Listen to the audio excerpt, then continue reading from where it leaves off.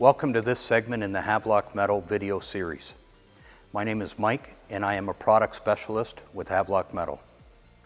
The purpose of this video is to increase your knowledge of our products and give you the confidence to install them correctly. For this segment, we're going to be using 29 gauge Majestic profile. It's also available in 26 gauge and a couple other profiles, Diamond and Delta. To measure your roof for steel, you're going to have to provide us with a measurement from the ridge all the way down to the eave. At this time, we will not allow for an overhang. When you install your sheet, you'll drop your sheet down 1.5 inches for an overhang, and that will allow 1.5 inches at the top for ventilation.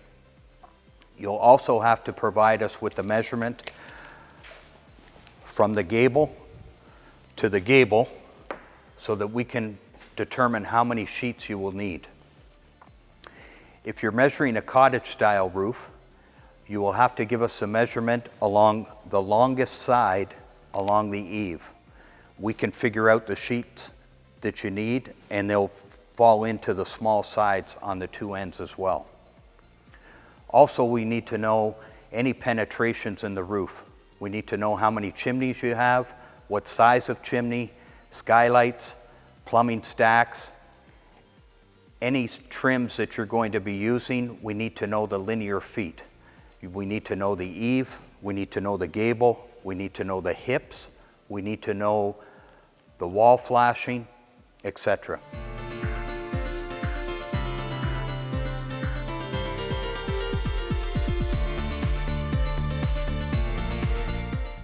Installing an underlayment. If installing steel over existing shingles, an underlayment is not required. If installing on a new build, or if you take your shingles off, an underlayment will prevent any moisture issues underneath the steel. You want to install your underlayment horizontally along the eave, working your way up the roof, lapping the next piece over top of the one below it. Your lap should be right along the line at the top.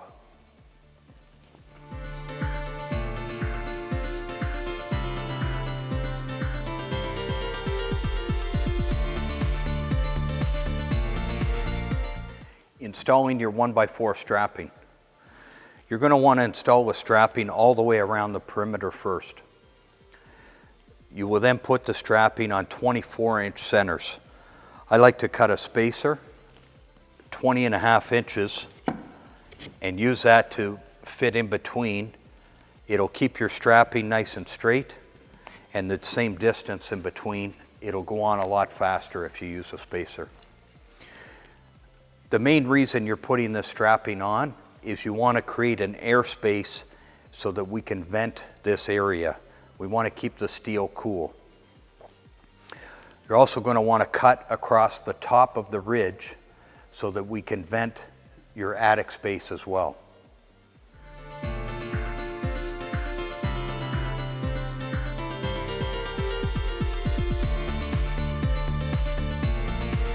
Installing your eave and gable trims.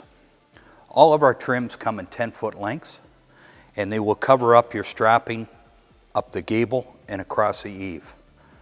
Use 1.25 inch roofing nails when you're installing, and try not to use pieces smaller than 3 feet. This will keep everything nice and straight. There's nothing worse than having a little piece 6 inches on the end.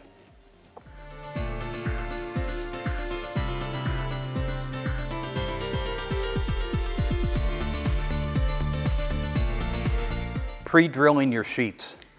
You're going to want to pre-drill your sheets on the ground before you take them up on the roof. What that's going to do is keep everything nice and straight, and it's going to be a lot easier when you go to put your screws in as well.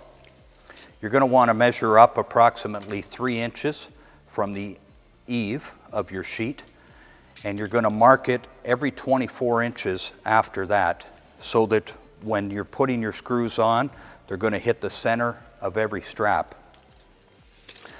It's important to keep the same piece as your pattern. Don't mark your first one, drill it, and take it up on the roof. Take it off, save it as a pattern, and take the next one. You can drill up to 5 sheets at a time.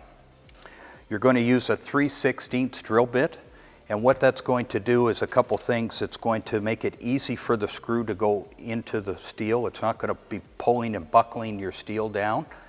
And it's also going to, when the roof is on, it's going to allow for a little bit of expansion and contraction.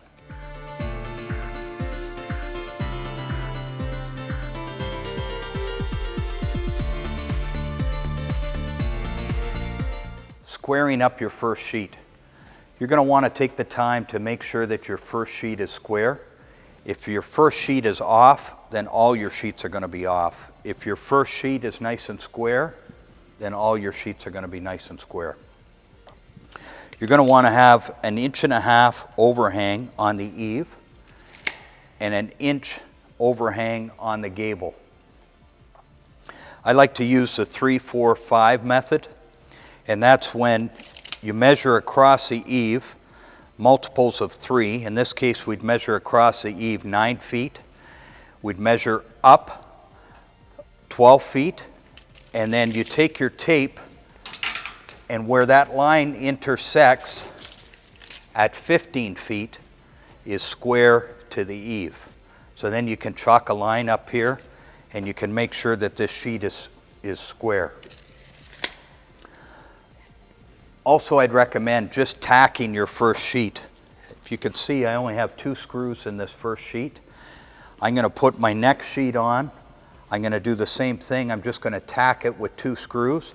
I'm going to put my third sheet on, and I'm going to tack it with 2 screws. I'm going to measure my third sheet and see what my overhang is. If my overhang is 1.5 inches still, then that's great. I'm square to my eave, and I can screw those sheets off and then just keep going. If this overhang on my third sheet is longer than 1.5 inches, then I know that I have to turn my sheet back to the left. If it's longer than 1.5 inches, I'm lifting it up, and if it's shorter than 1.5 inches, I'm going to turn that sheet down. Take the time to make sure that your first sheet is square, and then everything else will go easy.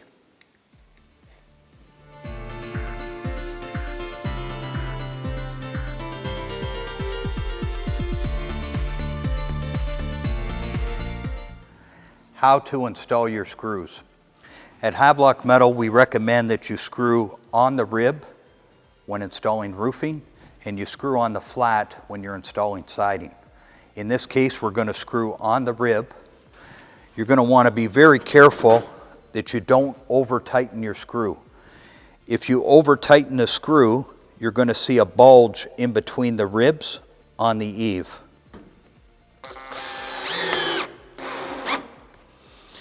If you see that bulge, you just have to back off your screw a little bit. You'll get the hang of the torque. It's very helpful if you have a cordless drill that you can adjust the torque.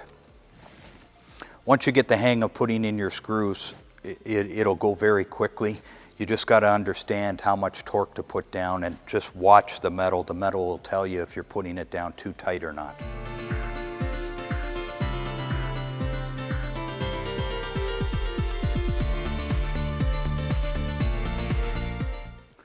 Installing your ridge cap. Now that all your sheets are on, the roof is almost finished, you're going to want to install your ridge cap. I like to take a little piece, set it on the steel, make sure that it's nice and straight, and just put a little pencil mark at the top where it's hitting the edge. And take your little piece of ridge cap and go down the other end and do the same thing. Chalk a line across there, and that's going to allow us to keep this all nice and straight. And it's also going to help us when we go to install our vented closure. This is vented closure specific for this profile, Majestic, and you can get it in all of our profiles. Set that in place, put your ridge cap on top. Make sure you're placing a screw on every single rib. You're also going to want to put a bead of caulking across the ridge when you're finished before you lap your next piece over top. Thank you for watching this video. I hope that you find it informative. Please visit our website to see all our many colors and our different profiles.